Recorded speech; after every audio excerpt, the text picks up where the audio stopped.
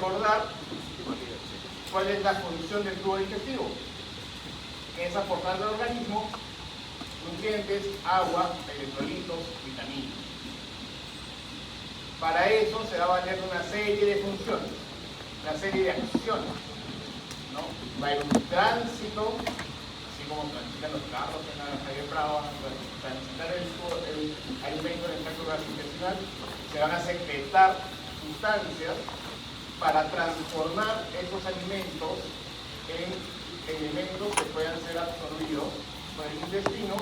Se van a absorber los principales productos de la digestión, se van a absorber vitaminas, se van a absorber sales minerales, se van a absorber agua, van a circular a través del organismo para ser transformados en sustancias de almacenamiento o sustancias que van a ser usadas inmediatamente. Y para eso se van a tener un control local, un control nervioso y un control hormonal.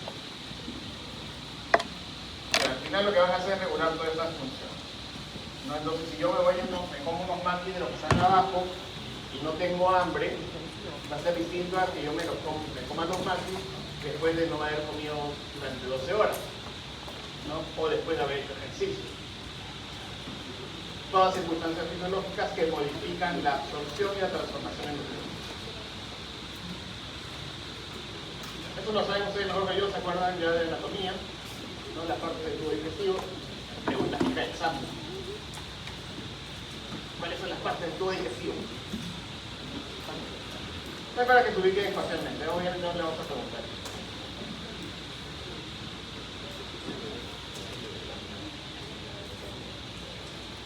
Pero después de saber pues, que existe boca, esófago, estómago, un intestino delgado, un intestino grueso, hígado, páncreas, ¿no?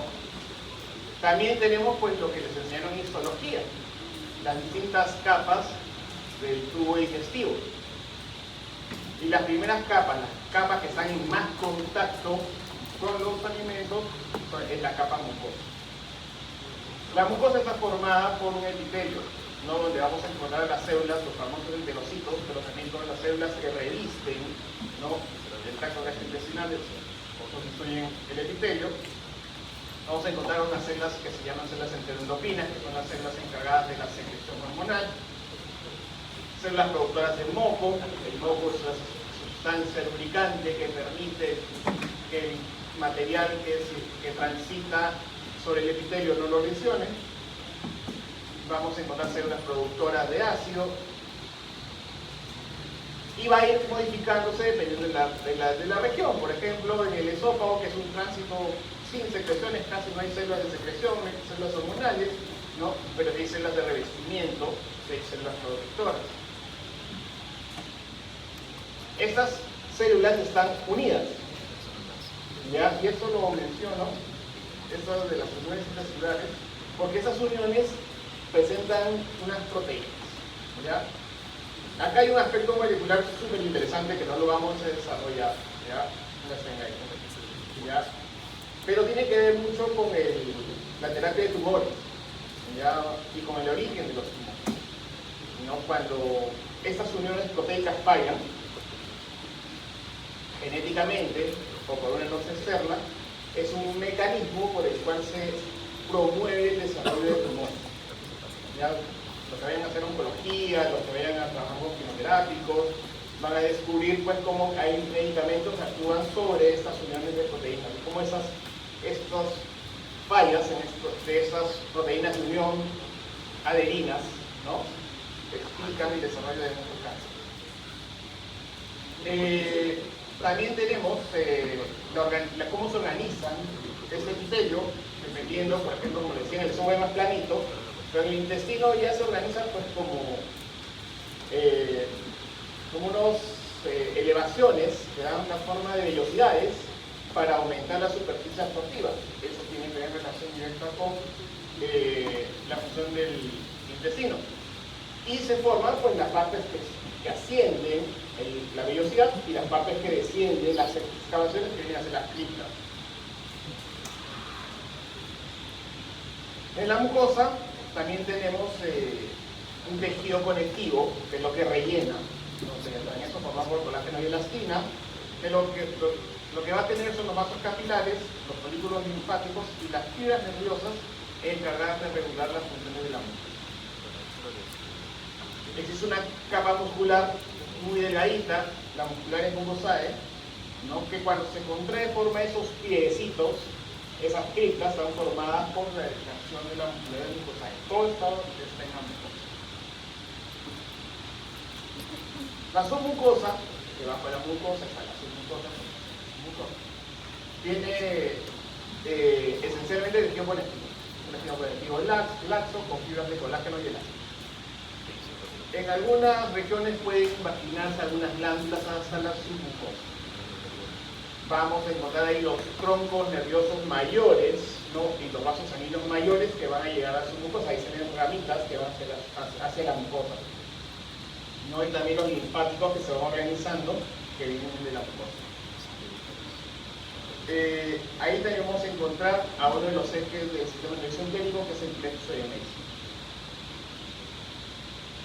Normalmente la submucosa, como han aprendido ustedes en histología, pues una capa de tejido conectivo no muy significativa, ¿no? En el tratamiento de las lesiones premalignas del tracto gastrointestinal sí tiene significancia, ¿no? Porque, por ejemplo, si ustedes logran comprender que toda la vasculatura de la mucosa tiene su fuente en la submucosa y regresa a la submucosa, van a tener una lesión premaligna que se origina en el epitelio cuando fallan esas proteínas de unión del epitelio, ¿no? Y tienen estas transformaciones malignas. Esas celulitas malvadas van a viajar por ese territorio, van a viajar en el lugar que van a hacer estación es hacia la submucosa, ¿no? Hacia ahí se van a extender. Eso que pasa, que ustedes han visto de repente cuando ven las series médicas, dicen, ay, tu voz se extendió, ¿no? Allí, ¿verdad? Existe a nivel pequeñito de la mucosa, se extendió hacia la submucosa, ¿no? Y eso permite hacer tratamientos locales, ¿no? O sea, me curé del cáncer, gracias a mi gastroenterólogo favorito que me sacó mi tumor, ¿no? Eso se puede hacer, pues, cuando las lesiones están confinadas en la submucosa, ¿no? Y eso hace que en los últimos años haya cobrado importancia que se reconozcan capas en la submucosa. Por eso aparece este grafiquito, ¿no? De que se puede dividir la submucosa en SM1, SM2, SM3. ¿No? Si el tumorcito está pues en SM1, se puede sacar. Si llegó a SM3, mejor ya tengo que sacar todo el estómago, no todo el colon, no todo el segmento colónico. Las capas musculares siempre le son más importancia porque están directamente relacionadas con lo que es la actividad motora, ¿no? O sea, ya saben, hay una celular interna y una longitudinal externa. La capa celular interna tiene como dos divisiones, una que es la interior, que es más densa y células más apiñadas, ¿no? La parte externa, la circular, ¿no? Y bueno, y luego tienen la longitud externa. Es importante reconocer ahí que se encuentra el plexo, ahí se encuentra el plexo mienterio, el plexo de Auerbach, ¿no? Que se encarga sobre todo de las contracciones del tracto gastrointestinal.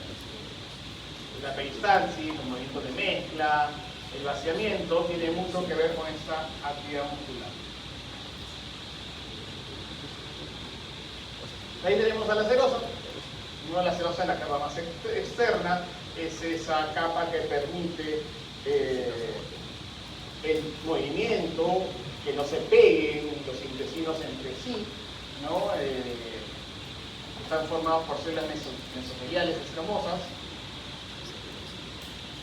En el interior del abdomen forman parte del mesenterio, sirven para la movilidad y también para fijar los órganos para que el intestino pues no se vaya pues, para arriba, que el yeyuno es donde tenga que estar, el hilo es donde tenga que estar. Esta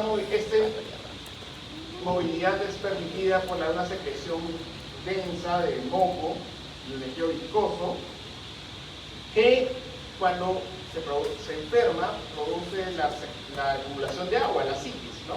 La retención de líquido se produce pues, cuando hay un aumento de la secreción líquida por ese fluido que supuestamente lubrica la serosa. ¿Qué lubrica la serosa? Es importante decir de la serosa o adventicia que el esófago es ausente. Entonces se ponen a pensar en el intestino está ahí enrolladito, ¿no? Moviéndose, contrayéndose, no se tiene que pegar, ¿no? Pero el esófago es una línea recta, entonces no tiene mayores relaciones. Solo es ahí el mediastino, que es una estructura concreta, muy evidente, que lo separa de los pulmones, del corazón, que cada uno tiene el pulmón tiene sus capas, el corazón tiene sus capas, el pericardio, ¿no? Y eso permite que el esófago no pueda tener el cirrosis. Es economía anatómica. Este meme me pareció interesante, lo hizo la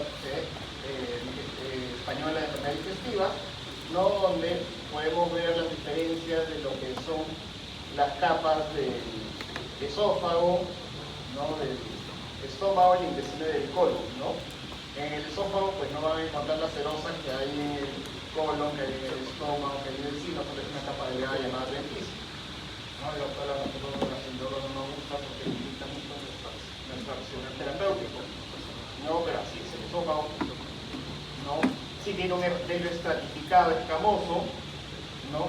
Que es distinto al epitelio glandular que puede haber en el estómago, al epitelio absortivo que tiene el intestino delgado, ¿no? Y en las características del colon, donde una parte tiene un epitelio absortivo solo para absorber agua y electrolitos, y otra que tiene un epitelio que tiene las glándulas más pegaditas, que tienen que ver más que nada con la formación de la materia fecal.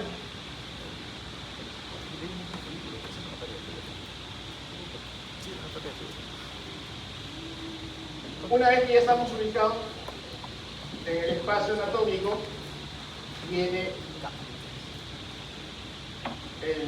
la parte funcional. Y esa parte funcional la que vamos a hablar hoy día es la actividad motora del tracto gastrointestinal. Para entender la actividad motora del tracto gastrointestinal, tenemos que acordarnos que el músculo liso gastrointestinal funciona como un sinciclo. Un sinciclo es así como cuando ustedes se juntan en la discoteca y van todos en mancha, ¿no? Y se mueven en grupo, ¿no? Eso es un sinciclo. Y se transmiten los chistes. Entonces, miren, ahí está la zona más cómoda, la zona más ventilada, la zona más segura, la zona donde llegan más rápido los mozos en la fiesta de los matrimonios. Un sinciclo se organiza ahí cerca a la salida de los mozos, ¿no? Eso es para poder transmitirse la información. Ese sinciclo significa que esas fibras musculares lisas, no es estriada la que forma el músculo intestinal, sino fibras musculares lisas, involuntarias, que lo saben ustedes por patología, se encuentran unidas a través de uniones celulares en el intestino, ¿no? Podríamos hacer una clase y podríamos hablar horas sobre las uniones celulares, pero de eso no vamos a hablar, no vamos a profundizar mucho en eso, ¿ya? Pero es importante saber que existen uniones celulares que van a depender de canales hidrofílicos, de canales iónicos, ¿no? Y que se van a abrir, se van a cerrar para poder transmitir información. Lo más importante de esto es que permiten el paso de iones. Esos iones son los que trasladan la información, ¿no? Ustedes ya se ponen a pensar en el músculo se contrae porque fluyen iones de electrolitos, y esos iones, pues si pasa un ion de un lado a otro y siguen pasando entre varios, van a contraerse. Y si todos están juntos, se van a contraer coordinadamente. Si no se produce eso, la contracción no es coordinada y no es efectiva.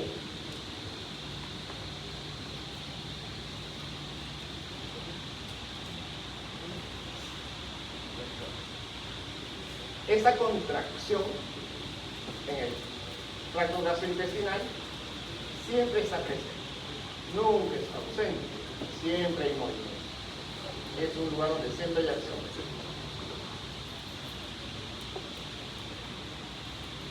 La acción básica tiene que ver con ondas lentas, ¿no? Y se pueden ver estos cuadritos antipáticos de voltaje, ¿no?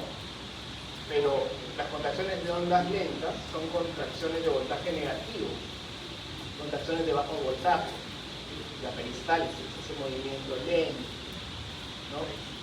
Que va a tener contracciones más potentes, verdaderos potenciales de acción llamados potenciales en espíritu, que se producen por la despolarización de las membranas celulares como respuesta a un estímulo. De ahí va a venir una fase de hiperpolarización y volveremos a las ondas lentas. Es decir, ondas lentas, despolarización espía, hiperpolarización, ondas lentas. Como no toda la vida puede ser tan fácil, vamos a comenzar un poquito eso, ¿sí? Las ondas lentas son cambios lentos y oscilantes del potencial en reposo que puede variar entre 5 y 15 milivolts. ¿Ya? Siempre hacia el lado más negativo. Esta frecuencia va a ir cambiando dependiendo de la parte del tubo digestivo de los ciclotremos. Por ejemplo, en el cuerpo gástrico esas ondas lentas son 3 veces por minuto, ¿no? Que se produce inmediatamente después de que llega la saliva, y la saliva se secreta permanentemente y tiene una función básicamente de barrido de limpieza. Igual pasa en el duodeno, ¿no? Se producen 12 veces por minuto, en el ion terminal 8 a 9 por minuto. La principal función de estas ondas lentas es estimular la aparición de los potenciales en espiga y mantener como una especie de higiene. ¿Dónde se origina? Se origina en unas células especializadas, llamadas células intersticiales de Kaplan. Las han visto en el microscopio. ¿Recuerdan que les enseñaron a definirlas así con los pelos parados? Estas son las células de Kaplan. Su otro origen son en esa transmisión iónica que se transmite a través de naciones en hendidura y que tiene que ver con el flujo iónico. Y repito iónico, porque probablemente pues van a ustedes a encontrar cuando ya vean la parte de tratamiento, que los tratamientos de estos desórdenes de los movimientos tienen que ver mucho con la corrección de lo iónico y no tanto con la actividad de Cajal, porque estas células de Cajal en el mundo de la medicina son realmente algo nuevo, ¿no? Y todavía no sabemos cómo regularlas, pero el flujo de canales iónicos es algo que fue más conocido y algo que sí podemos hacer. Entonces, con eso significa, ya hemos explicado lo que es. Luego de las ondas lentas se van a presentar los potenciales de espiga, que son verdaderos potenciales de acción. Se generan automáticamente cuando el potencial llega a menos 40. Por ejemplo, menos 56, menos 58, ¿no? Menos 60 se mantienen como onda lenta. Cuando llega a menos 40, ¡pum!, se dispara.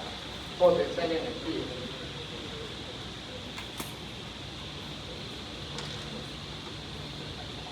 ¿Cuál es la diferencia de esos potenciales con lo que ustedes ya han visto cuando han hecho neurofisiología de las grandes fibras nerviosas que transmiten el potencial de movimiento de las acciones de los brazos, ¿no?, de las piernas? Es que estos duran 10 o 40 veces más y que cada espiga puede prolongarse 10 a 20 milisegundos más.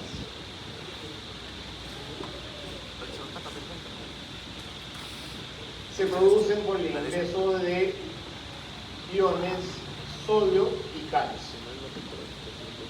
Sobre todo el calcio, y por eso el tratamiento va a tener que ver de los desórdenes del músculo liso intestinal, van a tener que ver mucho con la regulación del flujo de los canales de calcio. Y si profundizamos y nos metemos a ver cómo funciona este canal de calcio, vamos a ver que este canal de calcio es un canal que permite el ingreso rápido y que se cierra despacito. Si algo de esto cambia, se producen alteraciones en los movimientos intestinales. Ese dolorcito que ustedes tienen, porque que algunos de ustedes van a tener al menos el 20%, si yo saco ahorita y le digo, saquen su hoja, paso que va directamente a su nota final, ¡pum! Cambia el flujo de calcio. ¿No? Pero como no es así, ya relájense, que vuelve el calcio, que se guarden, no va a pasar, una broma.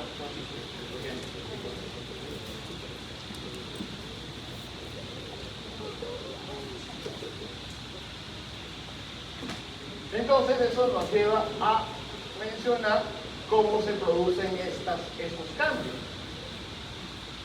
Y tenemos los cambios de voltaje en la membrana de red. Se producen las despolarizaciones de la membrana, ¿no? Cuando el potencial se hace menos negativo, ¿no? Entonces eso hace que la fibra muscular se siente con más facilidad. ¿Cuáles son los estímulos de eso? Obviamente la distensión del músculo, cuando la comidita llega y distiende el músculo, se presentan estas ondas en el cerebro. Cuando no están, no, son ondas lentas. Pero también hay un estímulo que viene de más arriba, que tiene que ver con los famosos neurotransmisores. La secreción de acetilcolina, por las terminaciones parasimpáticas, también desencadenan esta despolarización. Y también hay un estímulo que tiene que ver con el tipo de comida, que está regulado por las hormonas gastrointestinales. Hay hormonas gastrointestinales específicas, y tenemos que mencionarlas, pues hay un montón de acetilcolina, no, unas aumentan la secreción, otras disminuyen la secreción, otras regulan los movimientos, otras regulan el apetito, otras se mezclan. La hiperpolarización y lo que les pasó a ustedes, a algunos de ustedes, esa sensación que les pasó en la barriga, es mediada por neurotransmisión adrenérgica, la famosa noradrenalina, ¿no? La dopamina, produce esa sensación, que es una estimulación simpática. ¿Se acuerdan ustedes de los estímulos simpáticos que son respuestas al estrés y a la supervivencia? No, yo tengo que sobrevivir en el curso, no me pueden jalar, por eso, si es que yo les pongo el examen ahorita, sale esa sensación de defensa, ¿no? Entonces, ustedes han estudiado, ustedes han leído libros, tienen buena calidad de información, son metódicos en sus clases y eso no les tiene por qué pasar. Entonces vamos a ser más serotoninérgicos, más relajaditos, vamos a ir más pausados.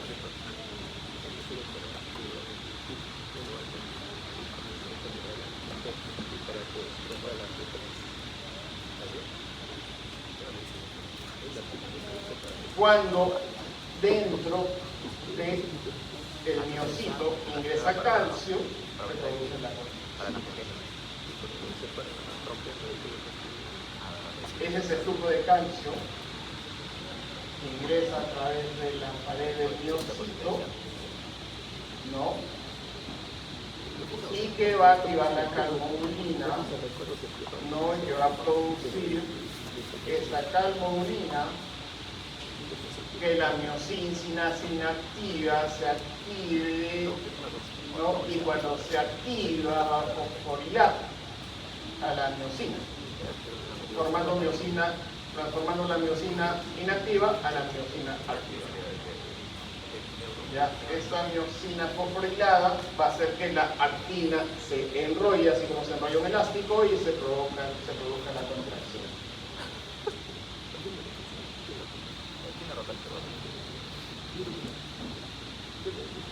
La diferencia entre la onda en espiga, la contracción de la despolarización, es que esta depende del calcio. y que la onda lenta, ese movimiento suavecito, pausado, que sucede cuando no hay comida, cuando no hay estrés, cuando no hay estimulación hormonal, depende más del sueño.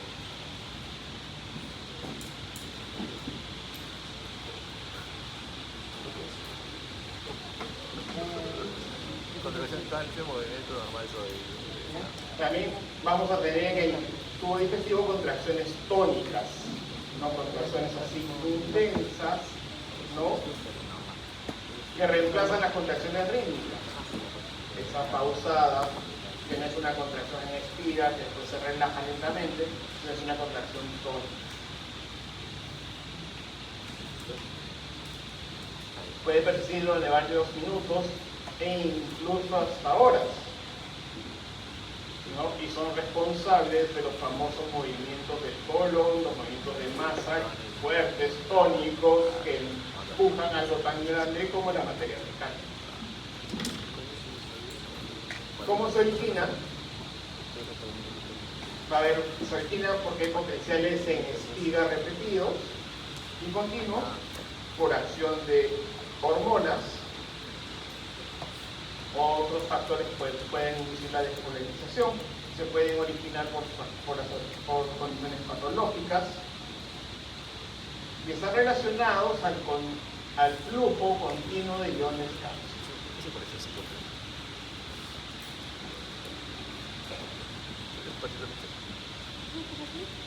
Eso es lo que representa este gráfico de ondas lentas, ondas, los potenciales de energía que son estimuladas por la distensión, la presencia de neurotransmisores como acetilcolina, que dependen del sistema nervioso parasimpático, y que también se produce la relajación, la hiperpolarización, que va a depender del sistema nervioso simpático con la producción de noradrenalina, que también si estas ondas en espiga se juntan van a formar la contracción tónica y cuando no se juntan van a volver al estado de contracción.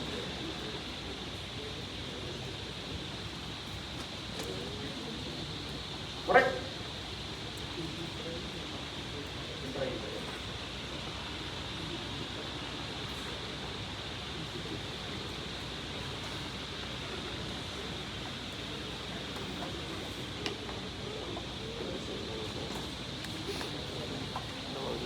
Ahora viene el control nervioso. ¿Cómo se va a producir este control? Va a depender pues de la actividad neuronal que va a tener que ver pues, con el sistema nervioso. Ustedes saben que este es un sistema nervioso central, un sistema nervioso periférico, y aquí viene el gran actor de nuestras clases, que es el sistema nervioso.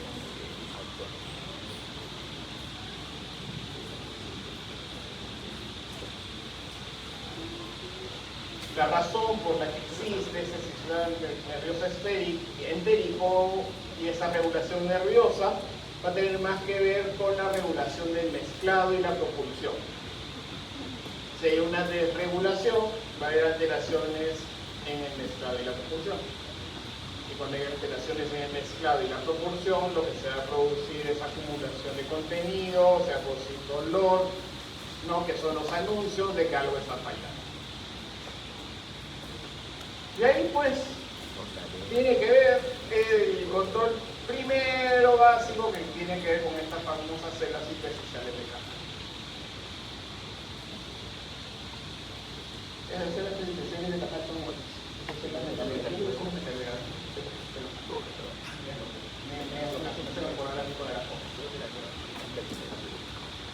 Son células indispensales para que el movimiento intestinal se produzca. Son actores importantes, son lo que diferencian, lo que le da personalidad al tracto gastrointestinal, no sino que serían pues como el músculo estriado, y no sería como para una pelota, y no serían muy toscas, serían muy finas, sino cosas más elegantes que tienen que ver con cosas suavecitas, con cosas intensas, que pueden volver rápidamente, que pueden volver lentamente, o que pueden ser tan sencillas como para manejarlas, o tan complejas como para manejar grasa, fibra, condimento, capsaicina, lignina, esas cosas raras de las que no conozco. Entonces las mesenquimatosas polimorfas que forman una red interconectada, no por prolongaciones citoplasmáticas, no radiacionales. Estas células intersticiales del cajal están cerca de los axones nerviosos que vienen del sistema nervioso central, que van a unirlas y las van a conectar de alguna manera más fisiológica con los miocitos, que son los que hacen la acción, ¿no? Y con ellos forman una transmisión particular que va a tener que ver con las uniones de hendidura, que van a tener una transmisión eléctrica, que van a depender del flujo de iones de calcio, de sodio. Ahí sale el de la caja. Significa que hay varios. Hay células del cajal diversas que van a tener que ver con la difusión. Eso ya viene ya. La parte del progreso de la medicina, de la fisiología gastrointestinal, tiene que ver con conocerlas a profundidad. Así como cuando suceden los noviazgos largos, los matrimonios largos, y las cosas más elegantes, más duraderas, tiene que ver con cuando yo conozco algo a profundidad. No, eso es la especialización, por eso se llama clase especializada. También pasa en la medicina. Cuando ustedes sean famosos médicos, pasan médicos especializados. Pasan en puro. ¿No? ¿Cuál es el especialista de tiro libre? El que lo hace estar.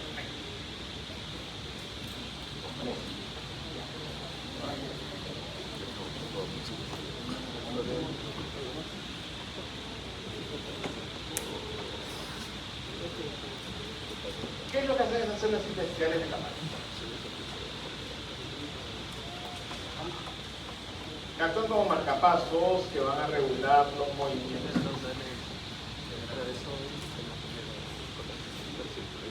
Van a generar una onda eléctrica lenta que va a determinar el ritmo básico de la contracción del músculo. Van a transmitir señales nerviosas, ¿no? Que pueden ser inhibidoras, que pueden ser excitadoras hacia los miocitos, ¿no? Modificando los pequeños potenciales de membrana y generando las condiciones para que se produzcan los potenciales de respiro.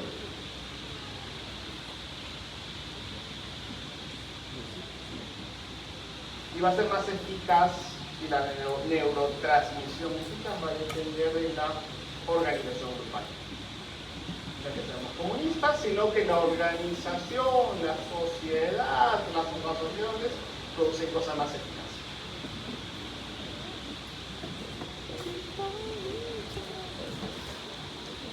O sea que nuestras terminaciones nerviosas entéricas van a relacionarse con las células intersticiales de cajal para regular la actividad de los miocitos a través de las uniones en el. Estas asociaciones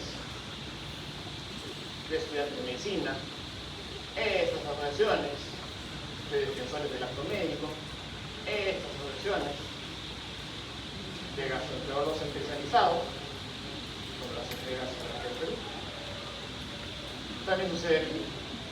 Se asocian en células entéricas que van a desencadenar ondas dentro del núcleo liso, forman una densa red eléctrica dentro del espacio ventricular, están entre las células, entre la célula interna y la célula externa. Van a integrar un metabolismo oxidativo para generar una corriente hacia el interior de marcapasos, debido al flujo de iones, no cationes, que son iones positivos, van a regular la despolarización que encamina la actividad espontánea de otras células especiales de cajal dentro de la red, para generar ondas lentas que se dispersan sin disminución a través de las redes células especiales de cajal mediante las uniones en hendidura. Esas uniones en hendidura son fantásticas, maravillosas, e importantes en la movilidad gastrointestinal.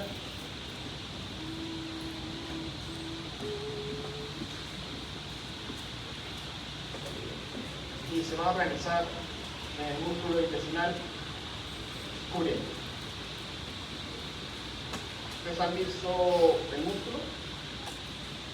Cuando los invitan a una parrilla, esas rayitas están cubiertas por el sistema nervioso y así lo envuelven para poder regular su función. Y dependiendo de cuánto envuelvan, si es más gruesito, más delgadito, más fuerte, más potente, van a ser las intersticiales de cada son unas, las intramusculares son otras, ya sea intramusculares, van a ser la segunda población principal de las células intersticiales de Kaplan, que están dentro de la capa muscular y ya no están afuera. Sus respuestas se transmiten a través de uniones celulares en el vivo. Están relacionadas más preferentemente a la inervación de las neuronas motoras entéricas intensas, que van a ser inhibidoras y que van a ser excitadoras, o sea, que van a promover el movimiento, que van a aumentándolo, o que van a detener el movimiento, haciendo más reducido, menos potente, más o menos. Que puede ser rápido, que puede ser lento, que puede ser... Esa es la personalidad del intestino delgado. ¿No? Puede ser rápido.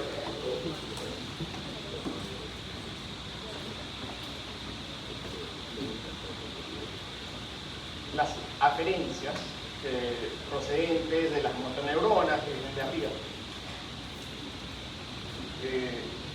producen despolarización, y esto va relacionado a receptores de acetilcolina llamados M2 y M3, que son los que se encuentran en el tracto gastrointestinal, y a los receptores de sustancia P que están relacionados a las neuroquinasas.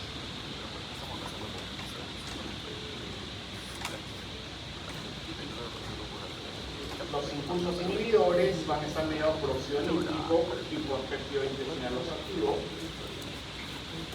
Estos impulsos van a originan la apertura de los canales de potasio. La apertura de los canales de potasio va a generar un impulso inhibidor, estabilizando los potenciales de membrana y mejorando un menor flujo de canales de calcio, que son los que corren la contra. El otro grupo funcional es las intersticiales de Kaplan, que son las intersticiales de Kaplan que dependen del plexo muscular profundo. Se concentran esas las... ¿Qué dicen pues? O sea, algunos dicen que son parte de las que están dentro, como las entéricas, pero como se encuentran en otro lugar, ya las están tendiendo a relacionar con otro grupo, ¿no? Y son básicamente distintas porque se encuentran en otros sitios. Y también son distintas porque reciben una inervación preferente.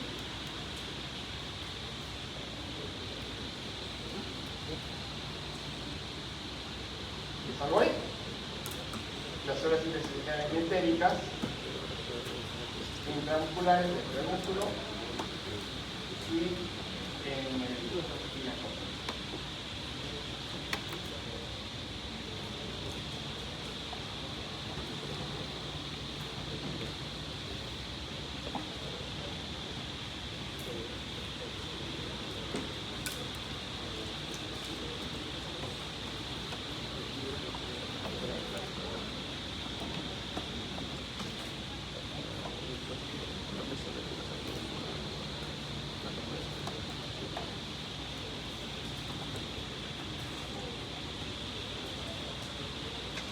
De ahí viene la regulación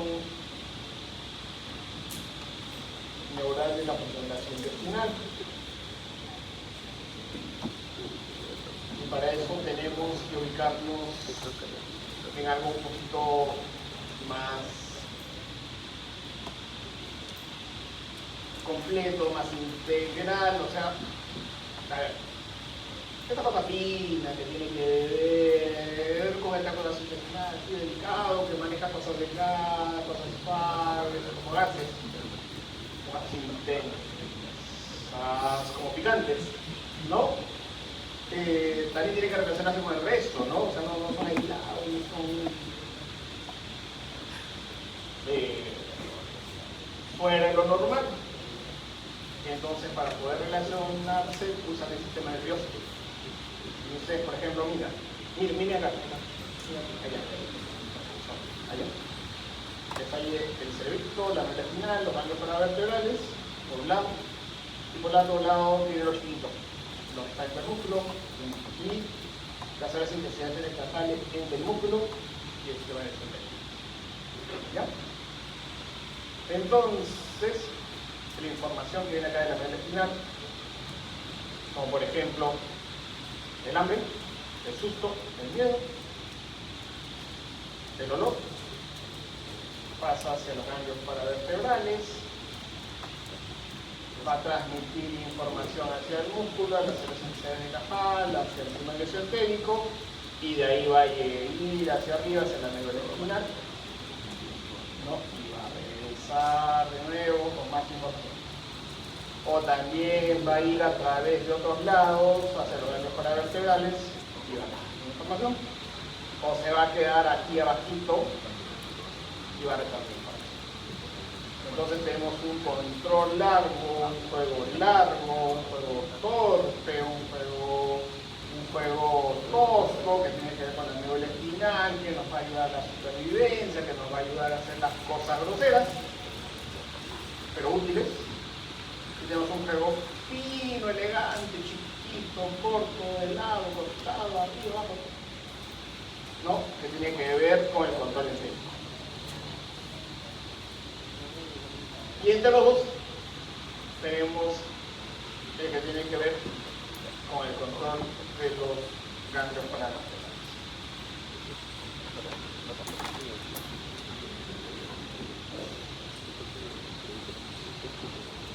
Entonces, eso genera que haya neuronas del inicio delgado que son aferentes, ya van a transmitir información que se detecta en el intestino y que van a ser transmitidas al sistema nervioso central. Este término aferente se puede intercambiar con sensitivo. La penalización, malestar y dolor. ¿No? Entonces, esas cosas incómodas, esas cosas sensibles, van a representar lo más importante porque nos ayudan a sobrevivir. El 80% de las fibras neuronales son aferentes. Eferentes son las que van hacia el lado efector, o sea, hacia la acción.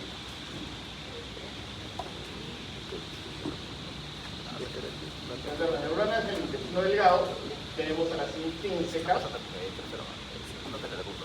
ya cuerpos celulares que están en la pared del intestino delgado. Ustedes piensen en una neurona, y ya sus cuerpos celulares están dentro de la pared del intestino delgado, van a tener sus terminaciones periféricas en la pared intestinal y forman parte de los nervios entéricos. De esas hay unas que se fugan, son neuronas enterofugas, cuyos cuerpos celulares están en el pezón entérico y sus proyecciones salen hacia la pared intestinal y llegan hasta los ganglios paravertebrales. Y transmiten las sensaciones hacia los sistemas simpáticos paravertebrales. Las extrínsecas, las neuronas intestino delgado extrínsecas, son las que vienen de afuera, de los ganglios paravertebrales, de la médula espinal. Las más importantes son las motoneuronas extrínsecas que van a formar parte del sistema nervioso autonómico, que van a conectar con el sistema nervioso central, con el sistema nervioso entérico, y a través del músculo liso, conexiones cerebro-encefal y las nervios, ¿no? Producir una interrelación que va a generar secreciones, actividad motora.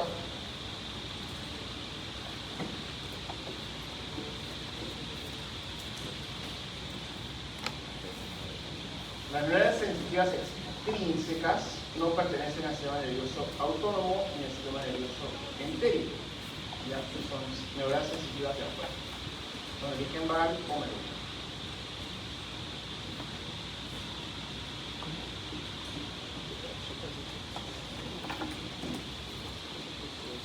Dentro de las neuronas intrínsecas, ya van a organizarse en los plexos mientéricos, el famoso plexo mientérico de Auerbach, que va a regular la actividad motora, por eso es sensitivo, y el plexo submucoso de Menier, que es el sensible. Va a haber conexiones entre ellos de fascículos motoneuronales e interneuronas.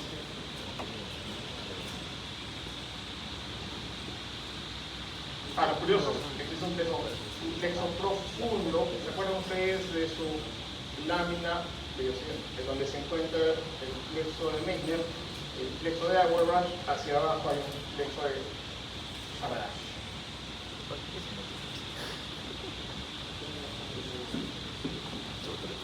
Siempre uno recordar las diferencias entre el plexo mientérico y el plexo mucoso. El plexo mientérico está formado por cadenas lineales de muchas neuronas interconectadas, se encuentran entre las capas musculares y senos y circular, e intervienen en el control de la actividad motora. Aumentan la contracción tónica de la pared intestinal, aumenta la intensidad de las contracciones rítmicas,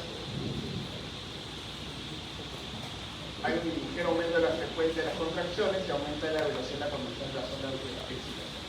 El plexo submucoso va a regular las funciones de la pared intestinal en cada segmento del intestino y va a transmitir las señales nerviosas que tienen que ver con la secreción, la absorción y la contracción. Este tema de las neuronas, así como hay neuronas en la médula espinal, en los ganglios paravertebrales, también hay una organización especializada dentro del sistema nervioso entérico. Esto se va a organizar en tres grupos principales de neuronas. Las neuronas sensitivas primarias aferentes, que lo que van a hacer aferentes son las que van a llevar información que tengan estímulos del contenido luminal. Las interneuronas, que van a integrar y transmitir información. Estas pueden ser ascendentes o descendentes, que llevan información hacia arriba, información hacia abajo, y vamos a tener las motoneurones eferentes que van a ejecutar las respuestas que pueden ser excitadoras e inhibitorias, mediadas por óxido nítrico, mediadas por glicolina, mediadas por... En el sistema nervioso entérico, las neuronas son del tipo 2, no es un tipo de neuronas, creo que ustedes me lo han enseñado en histología, Estas tienen numerosas prolongaciones, porque también tienen numerosa cantidad de información. Esa gran cantidad de información va a responder a estímulos químicos mucosos, ya que tienen estímulos mecánicos. Los estímulos químicos son los que se transmiten los cuerpos celulares en los plexos mientéricos y pueden reacciones en la mucosa, y los mecánicos van a responder al estiramiento de la actividad muscular. Los cuerpos celulares se localizan en los ganglios submucosos.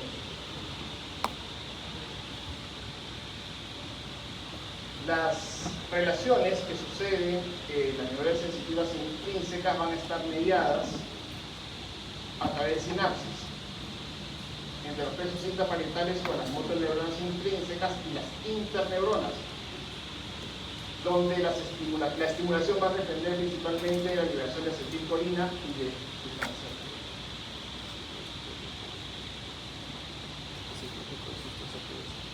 La liberación eferente intrínseca dentro del sistema nervioso entérico, las neuronas motoras intrínsecas, sus acciones se van a originar en los ganglios intraparietales y entran en la capa muscular o circular o longitudinal. No hay uniones neuromusculares específicas, sino que activan grandes cantidades de miocitos a través de las células intersticiales de Tajal. Tenemos motoneuronas excitadoras y motoneuronas inhibidoras. El tipo de efecto que van a generar estas motoneuronas excitadoras va a ser estimulación de la contracción del músculo intestinal, la neutralización rápida a través de acetilcolina, y el neurotransmisor va a ser la sustancia. Las motoneuronas inhibidoras, o sea, las que liberan actividad motora, van a producir relajación del músculo intestinal, y los neurotransmisores rápidos que se encargan de relajar del músculo institucional más el óxido olímpico, el ATP, y los neurotransmisores lentos van a ser, el neurotransmisor lento va a ser el intestinal basal. De tal manera de que esto va a generar una organización, ¿no? Esto es como a manera de resumen de la organización del sistema nervioso entérico, ¿no? Que vamos a tener a neuronas sensitivas que detectan estímulos químicos, ¿no? Mucosos, ¿no? Con muchas terminaciones nerviosas, que va a llegar información, ¿no? Que va a ser hacia las interneuronas, que van a propagar ellas las señales, van a usar acetilcolina, el óxido nítrico, que son las que van a relajar, y las motoneuronas van a provocar la actividad motora, ¿no? La actividad motora va a ser una acetilcolina, ¿no? Y la inhibitoria va a ser provocar por óxido nítrico, ¿no? Eso es el juego corto que sucede en el sistema nervioso.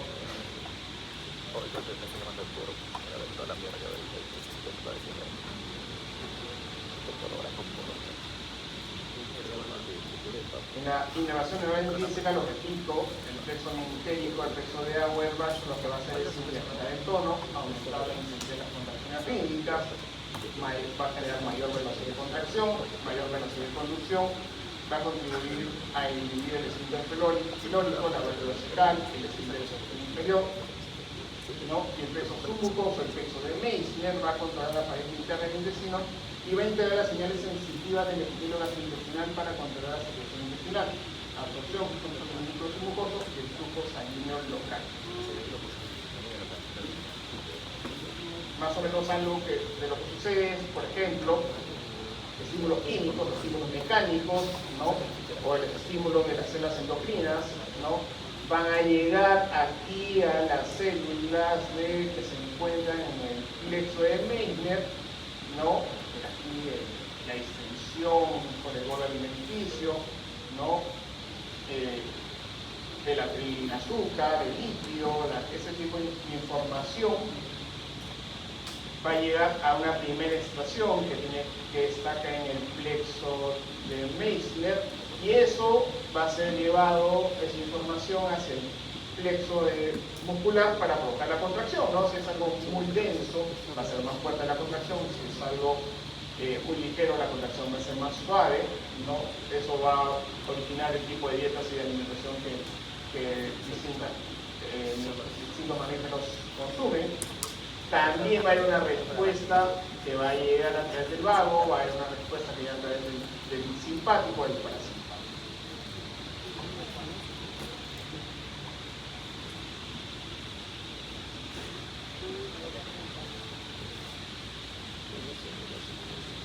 Es importante que recuerden que los nervios parasimpáticos son de la actividad del sistema nervioso entérico, ¿ya? El parasimpático craneal, el que se encuentra va a llevar información hacia el esófago, el intestino delgado del páncreas y la membrana del intestino grueso. Y el parasimpático sacro inerva la mitad distal del intestino grueso a través de los nervios entéricos.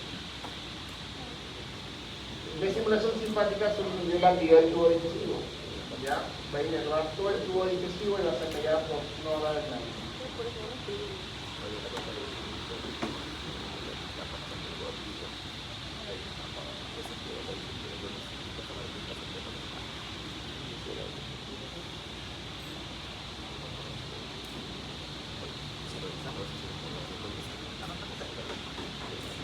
Los tipos de reflejos que suceden a nivel del control gastrointestinal son los reflejos que ocurren dentro del sistema nervioso entérico.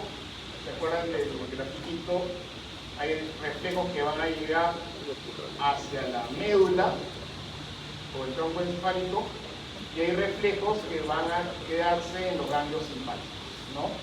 A nivel de los reflejos que ocurren íntegramente del sistema nervioso entérico, vamos a tener la secreción gastrointestinal. O sea, por ejemplo, es un reflejo regulado por la actividad neuronal. Si yo como azúcar, voy a secretar amilasa. Así de específico, fino, es el control que sucede a nivel del sistema nervioso entérico. También vamos a regular la actividad de los movimientos y la mezcla de nutrientes. También la inhibición local es mediada por un reflejo que ocurre íntegramente dentro del sistema nervioso. Los reflejos que van hacia los ganglios simpáticos y vuelven al tubo digestivo van a transmitir señales de larga distancia, como el gastrocólico, ¿no? Es el reflejo que cuando se distiende el estómago, ¿no?, se produce la contracción del colon, ¿no? Por eso a veces hay personas que, no sé, generalmente las señoras se quejan de que sus esposos van al baño, ¿no?, después de cada comida. Y van y le dicen, no, se va a chatear con la amante, ¿no? Me dicen, no, no es verdad, es un reflejo gastrocólico, cada vez que comen le dan la vida.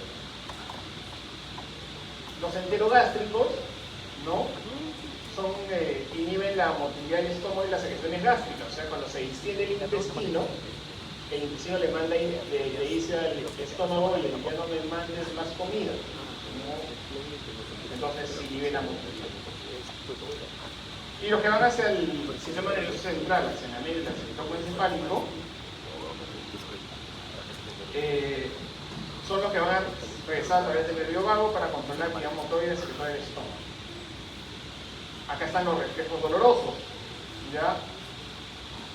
De lo que, por ejemplo, si uno tiene una apendicitis, ¿no?, o tiene una diverticulitis, o tiene una situación grave en el tracto gastrointestinal, el reflejo central, y eso depende de la médula central, es provocar que todo se detenga. El famoso ilio va a ser un reflejo mediado por la médula espinal o el globo lumbar. El reflejo de la defecación, el deseo de defecar, también va a recorrer la médula espinal y va a regresar a la información hacia el colon, el recto y el músculo abdominal para generar contracciones más poderosas que lo que van a originar en el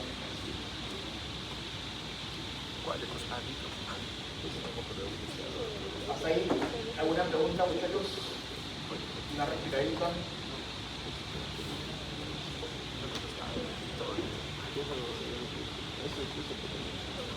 Estírense, tomen agua, respiren, relájense. ¿Hay la motulina? Puede ser la R. ¿Cómo? Pero las S, Claro, pues sí, dice la acá, porque se mete otra vez.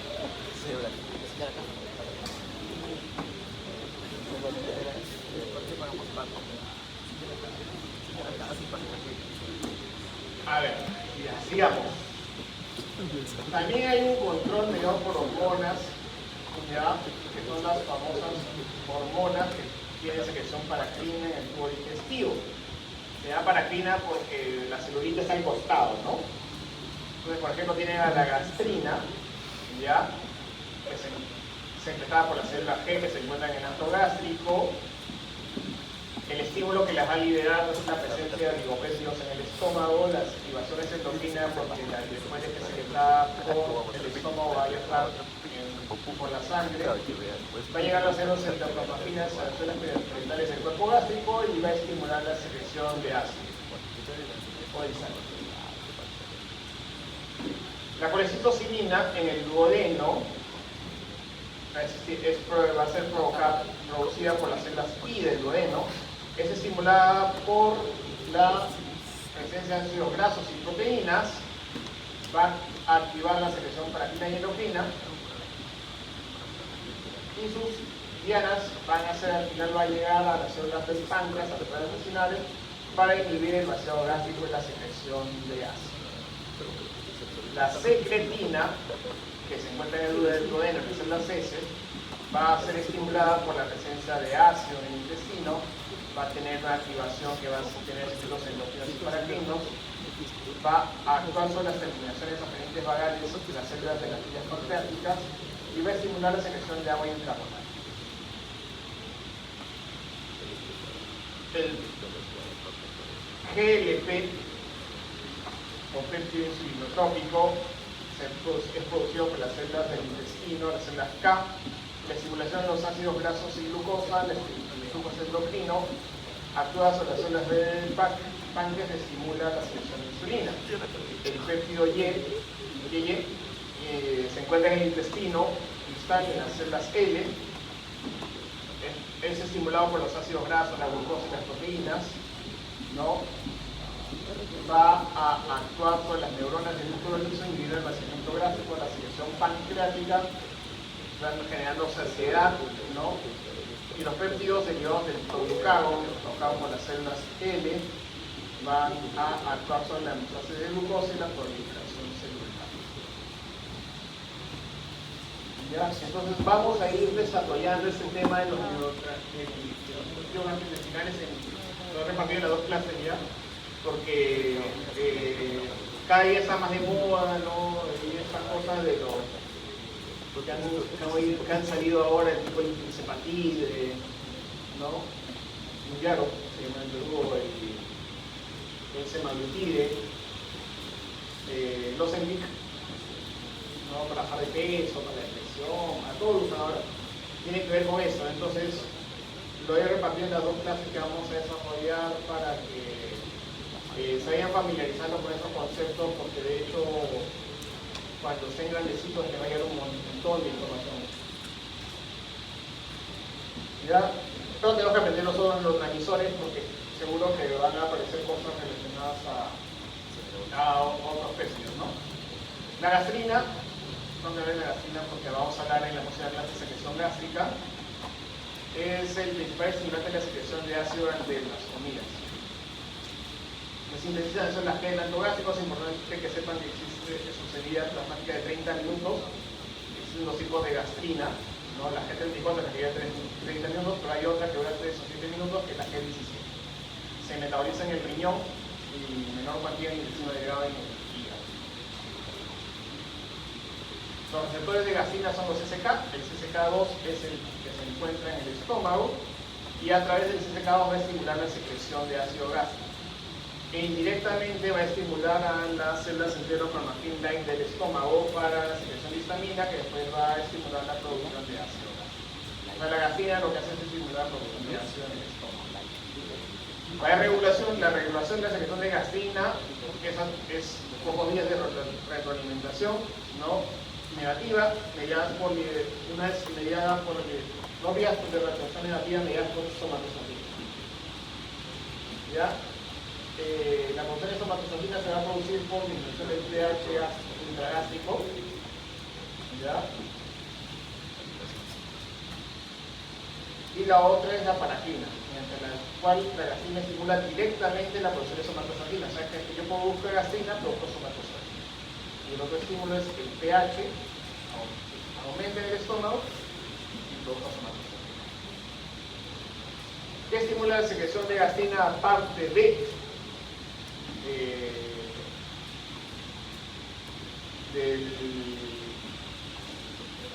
la secreción de alimentos? La acetilcolina, el péptido regulador de glucagón, la secretina, los agonistas beta-2, la serotonina, el calcio, las proteínas, los aminoácidos, las aminas, la capsaicina, las bebidas alcohólicas, ¿no? Producidas por fermentación. No por eso cuando toman ¿y qué lo inhibe? La somatostatina, la bradicilina, la adenosina. Sobre la colecistocinina, es importante decir que es estimulada por la contracción de la vesícula biliar, estimula la contracción de la vesícula biliar, la secreción pancreática, indirectamente mediante neuronas enteropancreáticas que poseen receptores CCK1. El receptor CCK1 es para sobreexceso celular. Es distinto al CCK2 que para gastrina.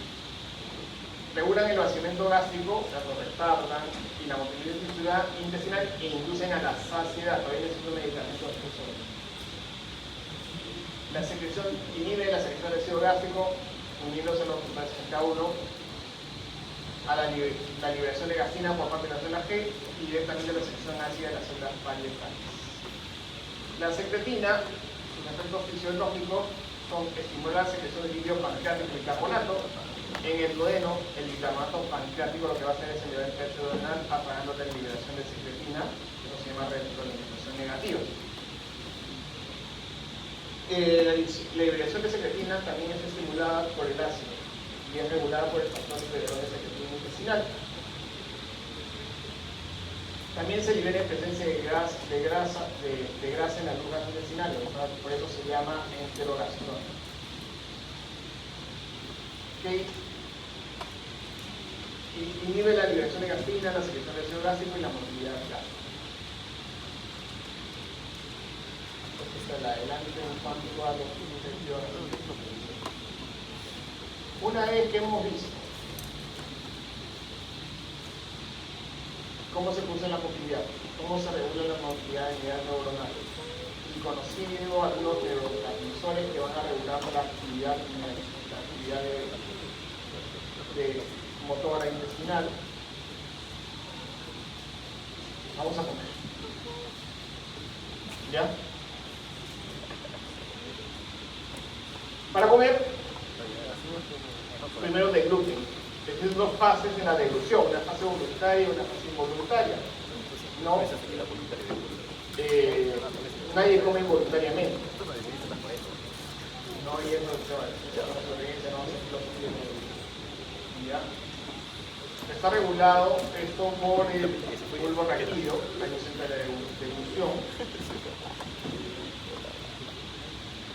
Esa es la parte involuntaria. La etapa oral es regulada por los nervios craneales 5, 7, 9 y 12. Todos están involucrados en el movimiento que hacen ustedes de masticar y que la lengua pase en bolo hacia la faringe. La etapa faringe ya es involuntaria, no tiene que conexión de la glotis y la epiglotis, que se eleve el paladar blando para que no se produzca el reflujo del contenido del alimento. ¿Ya? Y la etapa esofágica tiene que ver con el tránsito hacia el estómago y está mediado por el estómago.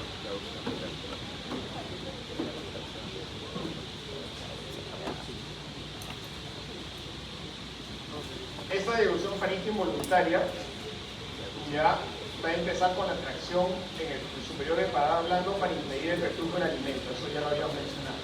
De ahí va a haber un desplazamiento medial de los pliegues palatofariengios, ya que va a impedir el paso hacia la parte posterior de la faringe, no la parte posterior en la que va a ser el aparato respiratorio. Las cuerdas vocales se van a juntar, la laringe se va a desplazar hacia arriba, las cuerdas vocales se cierran, la laringe asciende y la epiglotis va a ir encima de la abertura de la laringe. Entonces algo así como esto, ¿no? Para que la comida no se vaya hacia el aparato respiratorio, ¿no? Y de ahí la faringe va a iniciar la onda peristáltica, que va a hacer que el esfínter esofágico superior se abra y la comida pase hacia adentro. ¿Deglutieron? ¿Contaron su máquina? ¿Algo chicharrón?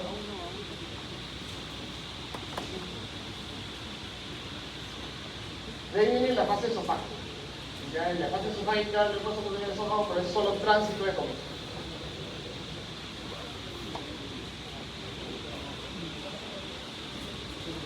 En el esófago vamos a tener una parte que tiene componente de músculo esquelético, ¿ya? Y eso tiene que ver para que la presión basal sea más alta, ¿ya? Y que pueda colapsar el esófago. Los tercios solo tienen músculo liso y tiene toda esa regulación que nosotros hemos visto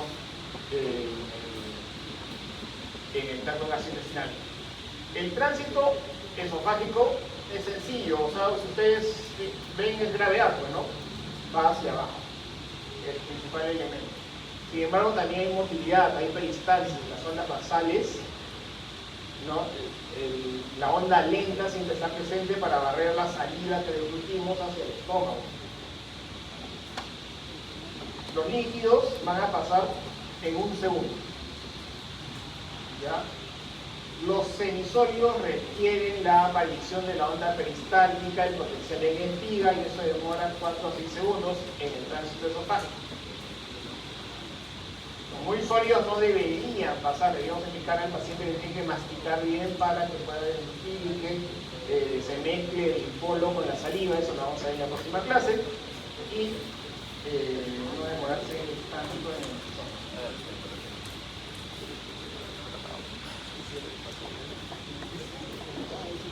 La deglución esofágica tiene un peristaltismo primario, ¿no? Que es una continuidad de la onda peristáltica, ya que se produjo que se originó en la faringe y es mediada por el nervio vago.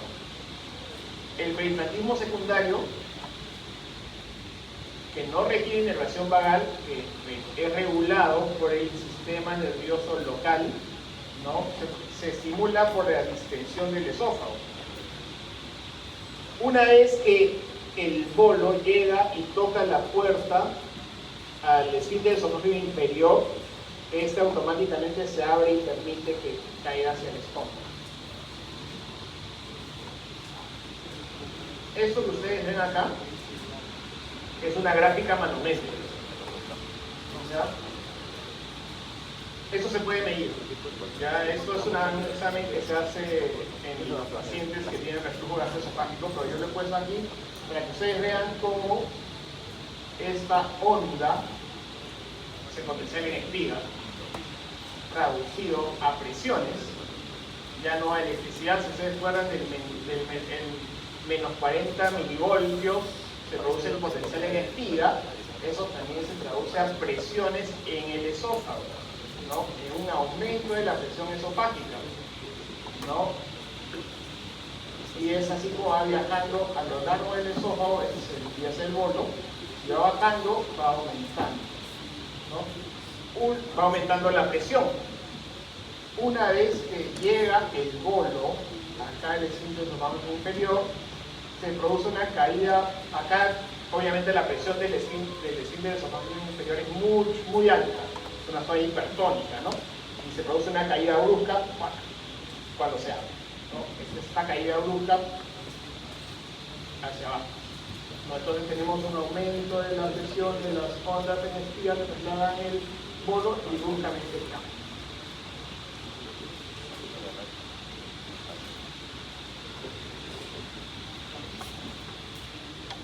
Lo mismo.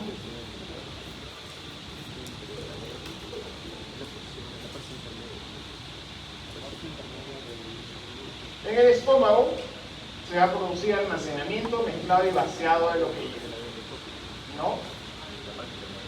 El alimento, una vez que pasó por el esófago, tiene que almacenarse para que no llegue todo bruscamente, para que no llegue el medio pollo de la brasa que se tomen ustedes cuando están con hambre, no llegue todo al intestino delgado. Imagínense el intestino delgado que es delgadito, que les llega ahí una pechuga entera del pollo de la brasa pato, con salsa, con mayonesa, unas papas fritas, entonces no es mucho, ¿no? Entonces se almacena en el estómago para que después el intestino pueda procesarlo. Ahí también se mezcla, ¿ya?, con las secreciones y va a formar lo que ustedes conocen como químico.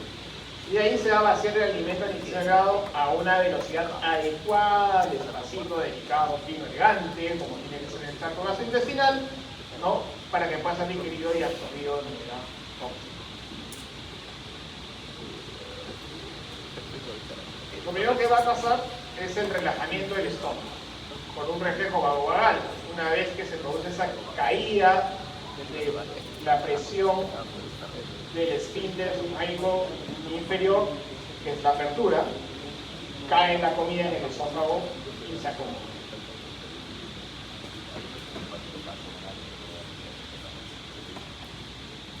Otra cosa que sucede ahí es algo que se llama retropulsión. La comida va a bajar por gravedad y la contracción antral va a hacer que choque con fuerza contra el píloro. Ustedes han visto el píloro cuando esta anatomía está cerrado. Entonces la contracción antral hace que choque y vuelva. Choca y vuelve. Choca y vuelve. Esa retropulsión hace que la comida que llegó al estómago se vaya fragmentando.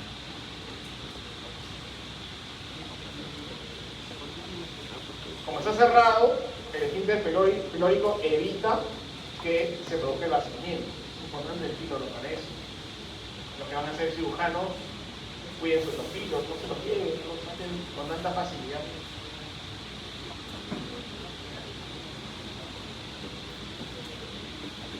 existen unos reflejos, los reflejos enterogástricos, que ya lo habíamos mencionado cuando hablamos de reflejos gastrointestinales, van a inhibir el vaciamiento gástrico.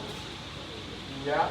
Por ejemplo, una vez que la comida ha sido mezclada, el píloro se debe abrir, pero la distensión del duodeno va a hacer que se cierre.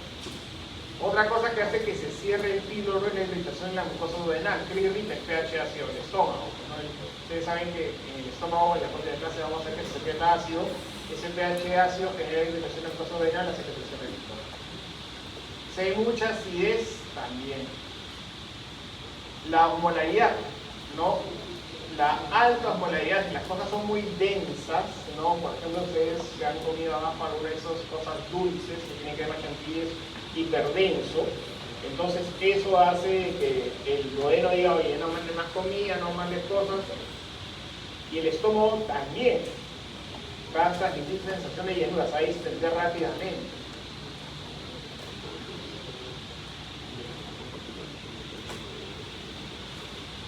La colecistocinina también va a inhibir el vaciamiento gástrico.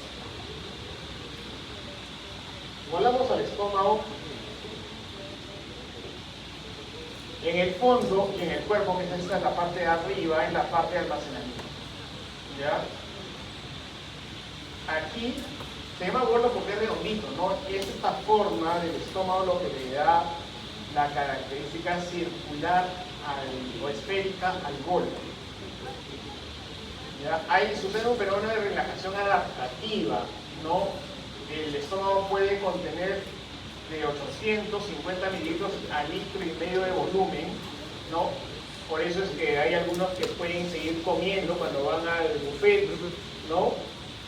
Porque no quieren gastar en un plato en el pipí para enamorada, la llevan al buffet para que ahí se llene y ya no coman un mes, ¿no? Ya no la llevan a comer un mes. No, en el estómago tiene esa capacidad de distenderse hasta el litro. Se llama relajación adaptativa. De ahí también se produce la contracción tónica, acá es fisiológica. La contracción tónica fisiológica empuja la comida permanentemente hacia abajo para que se produzca la mezcla.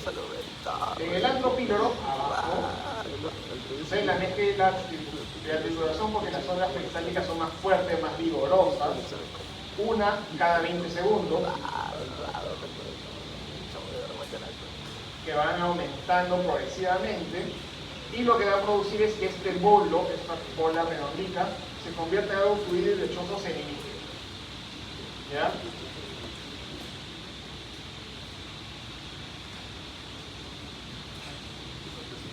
Dentro del próximo año voy a poner fotos de esto en vivo, ¿ya?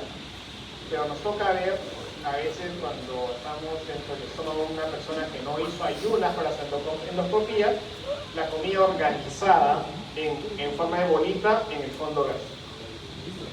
Y cuando su ayuno se quedó a medias, porque para hacer una endoscopía tiene que tener 6 horas de ayuno, cuando se llegó a la hora 5, encuentras todo líquido, pero más hacia abajo. No lo pongo porque a veces es difícil de entender si no entiendes cómo funciona la endoscopía, pero voy a ver si lo pongo en un video largo para poder explicar. No significa que vayan a repetir, ¿eh? Por favor. Lo voy a pasar también en fisiopatía y también lo pasaré en parto para que lo vean.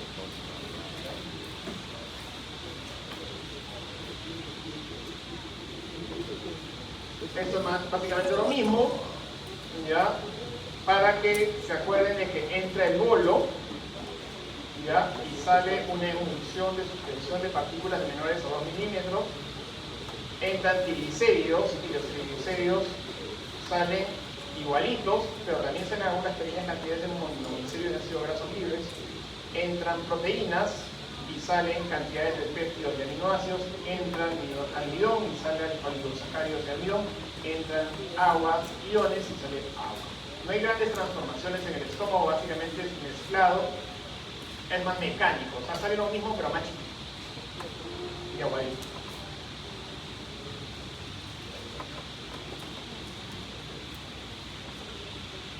El vaciamiento va a depender de la diferencia entre presiones entre el antro y el bulbo duodenal.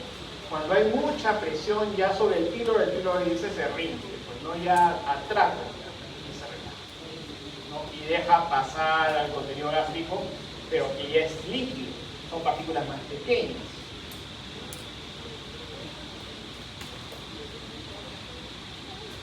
La distensión va a generar reflejos vagales y mientéricos, ¿ya? La gastrina va a aumentar el peristaltismo y va a relajar, eso va a relajar el píloro, ¿no? Que se va a y va a ser liberada en respuesta al estiramiento de la presencia de proteínas en el estómago. Inhibidores, la sobrecarga de la mucosa intestinal, el ácido, la tonicidad, lo que le decía, los alimentos densos, las proteínas y las grasas y la irritación van a inhibir el vaciamiento gástrico. Los mediadores van a ser reflejos quimioreceptores u osmoreceptores que aumentan el tono pilórico.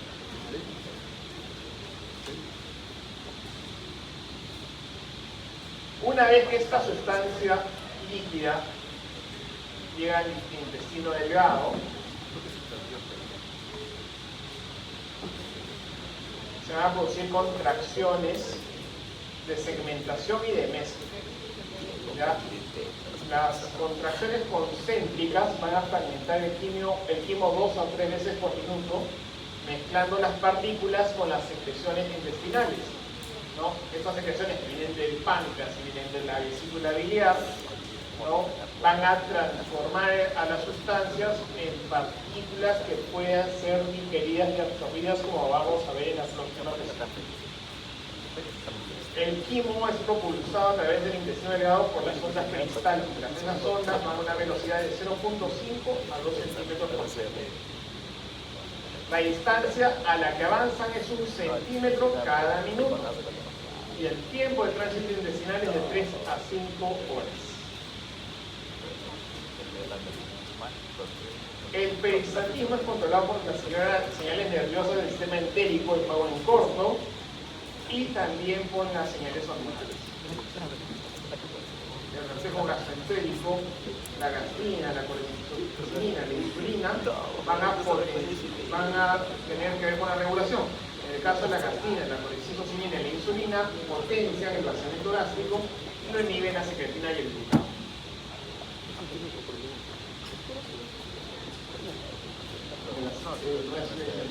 Y aquí hay unos péptidos importantes que en la próxima semana les voy a contar, llamados sincretinas, ¿no? Que tienen que ver con la ansiedad, ¿no? Las sincretinas son el GLP-1,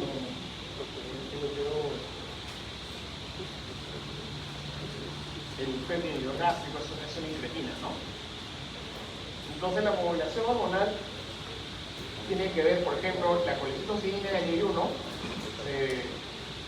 ante la presencia de grasas y quimo, va a bloquear la motilidad gástrica inducida por la gastrina.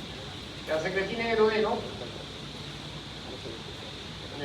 ante la presencia de ácido, va a disminuir la motilidad gastrointestinal en general. Y el péptido inhibidor gástrico, que se encuentra en la porción superior del intestino delgado, ante la presencia de grasas, carbohidratos y quimo, inhibe la motilidad gástrica bajo condiciones específicas. Entonces, si yo quiero provocar sensación de llenura en una persona,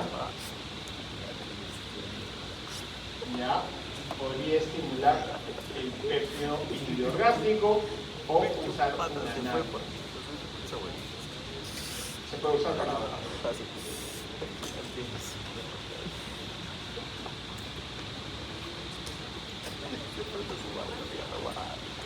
Una vez que el contenido intestinal progresa, va a llegar hacia un elemento anatómico que está cerrado, otra valvulita, que es la válvula ileocecal.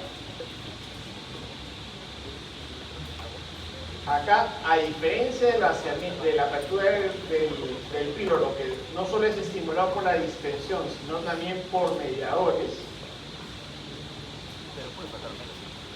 la apertura acá es estimulada principalmente por la distensión del líquido. Y se cierra cuando el ciego se distiende. El ciego es esa partecita, ¿no? Acá abajo. ¿no? Al no haber ya peritranquismo en el ilion, ya se cierra la válvula. Y eso lleva a que el contenido llegue al colon. En el colon, lo que vamos a tener es que el colon se divide en dos, no el colon derecho y el colon izquierdo. En el colon derecho, fundamentalmente lo que sucede es la absorción de agua y electrolitos. En el colon izquierdo va a haber almacenamiento de la materia fecal para que se produzca el deseo de fecal, ¿no?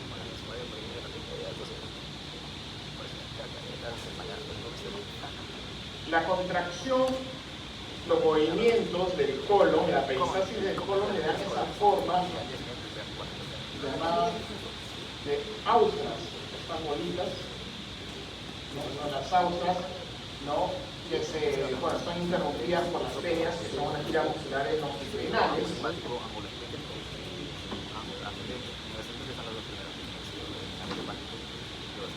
La función de estos movimientos de propulsión, las contracciones australes lentas, van a llevar lentamente el contenido fecal hasta el ano y también van a provocar mezcla para que se produzca la absorción de líquido y hay un proceso digestivo que sucede en el colon. Se lo voy a explicar más en fisiopatía, ¿ya? Porque tiene que ver con los trastornos en la defecación, ¿ya? Pero que se estimulan por la presencia de fibra, ¿no? Hay distintos tipos de fibras, las hidrosolubles, las no hidrosolubles, y hay un metabolismo acá, ¿no? Una nutrición especial en el colon. Esto voy a poner en la próxima, le voy a poner la nutrición en el colon, porque tiene que ver con cómo se regula cómo se estimula ese movimiento local, ¿no? Que sirve para el tratamiento del seguimiento, por eso lo pongo más encima, ¿no? Pero esa es la finalidad del movimiento de mezcla del cuadro, ¿no? Que esas sustancias como la lignina o la celulosa se relacionen con el intestino, estimulando la mejor calidad de bolo y promoviendo la defecación.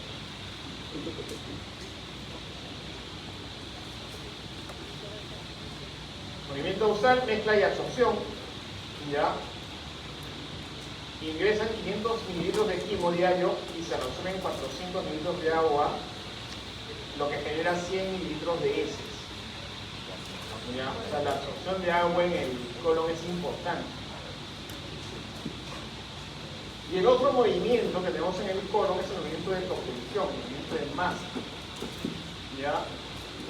Son contracciones peristálticas fuertes que se producen 3 o 4 veces al día. Son movimientos tónicos. ¿Ya? No es ni peristalsis ni condensación ejecutiva, es el movimiento tónico que puede alcanzar hasta 100 centímetros de agua. ¿Qué lo desencadena? El reflejo gastrocólico que le decía el señor que su esposa lo critica porque va a defecar después de cada vez que come, y el duodeno aporta.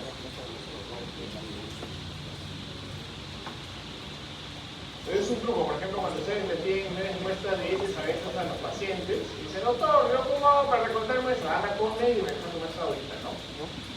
Y saliendo de la consulta, pues es su primera muestra. Entonces, estos movimientos de masa impulsan grandes distancias, ¿no? Estos pueden iniciar la defecación, pero por sí solo el sistema nervioso entérico resulta bastante débil e incapaz de hacerlo defecar, ¿no? Y entonces la regulación del sistema nervioso entérico es involuntaria, es autonómica, ¿no? Pero la defecación es voluntaria.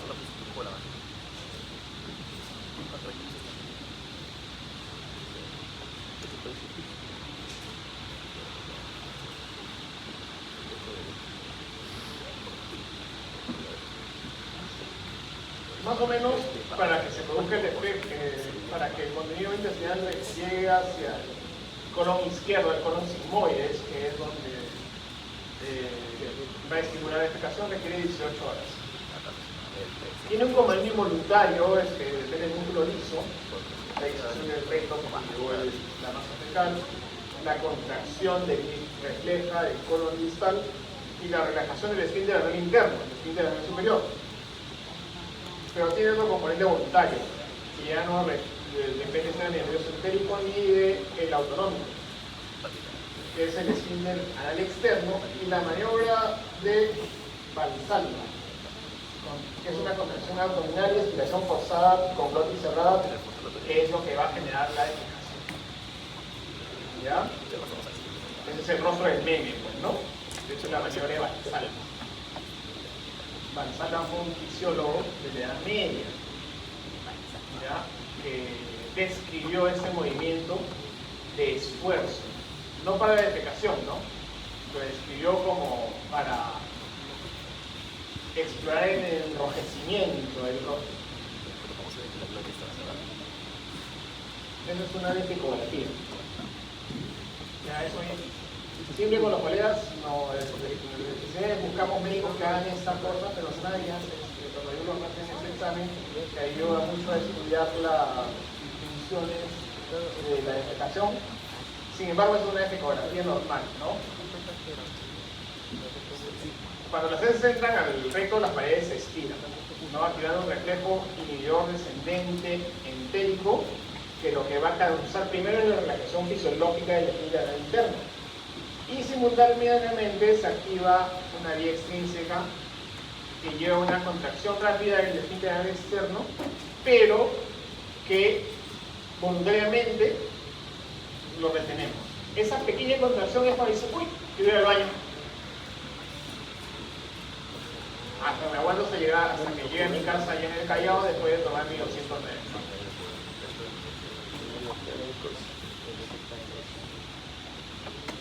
Así se ve un recto en reposo.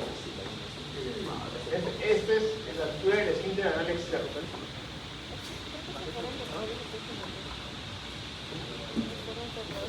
Cuando voy a defecar y empiezo mi maniobra de Valsalva, la pared del recto anterior empieza a aplanarse, se ve más recta que esta.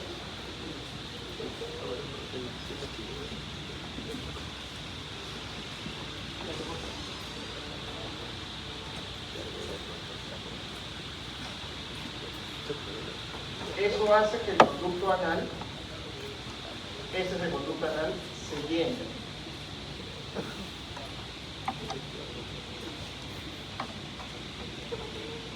De ahí el cubo rectal es el siguiente músculo, después de que el esfínter anal externo, que después de que se llena el conducto anal, se relaja. Y ya está completamente lleno el conducto anal. Continúa el vaciamiento rectal y se produce la defecación. Luego, la unión anorrectal asciende a su posición original y se cierra el esfínter anal. Se produce la defecación. Es un fenómeno voluntario. Es lo que ustedes hacen cuando defecan. Lo que hacemos todos cuando defecan. Para terminar, mencionarles un par de palabras sobre el flujo sanguíneo gastrointestinal de circulación esplánica. Eso es interesante, ya puesto que cuando ustedes han visto pues qué color pintan al intestino, lo pintan rosadito, ¿no? Es porque tiene poca sangre. El flujo sanguíneo gastrointestinal es bastante ínfimo.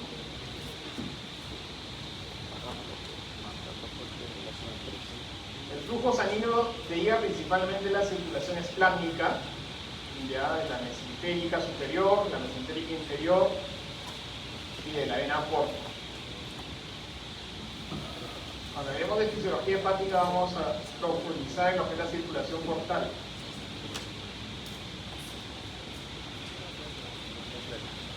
Este flujo sanguíneo va a incrementarse solo durante la absorción, ¿ya? Para poder trasladar los nutrientes. Entonces, cuando hay más motilidad, aumenta el flujo sanguíneo. ¿no? Pero también durante la digestión, durante este proceso, se liberan mediadores como hormonas peptídicas, colecitocinina, gastrin y secretina, ¿no? En las glándulas, a nivel glandular, se van a producir cininas, camilinina y bradicinina, que lo que va a provocar es vasodilatación y mayor flujo sanguíneo, ¿ya? Al mismo tiempo, durante la absorción, empieza la digestión de los carbohidratos. Y la digestión de los carbohidratos y de la transformación de los lípidos a nivel de la pared del enterocito genera mayor consumo de oxígeno. Y ese mayor consumo de oxígeno, esa hipoxigenación, estimula más vasodilatación.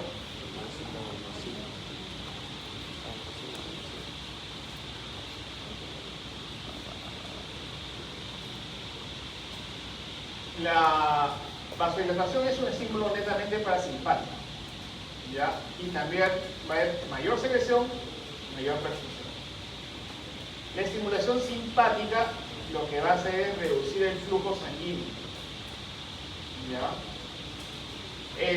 Ahí se produce un escape, algo que se llama escape autorregulador. ¿Qué es el escape autorregulador? Es el rápido retorno en minutos, ¿no?, que se produce el flujo sanguíneo normal después de la vasoconstricción.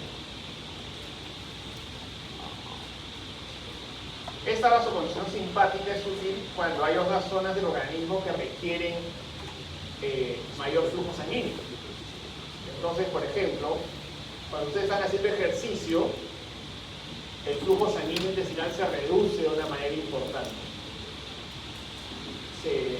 Se contrae, para que haya sangre en sus músculos, en su corazón, en su cerebro esté oxigenado. ¿Ya? Esa es la razón por la que al paciente que está muy enfermo, el que requiere flujo sanguíneo para su pulmón que está con neumonía, lo primero que le dices, ahorita no comas, o reducimos la alimentación, porque el flujo sanguíneo en el tracto gastrointestinal es menor.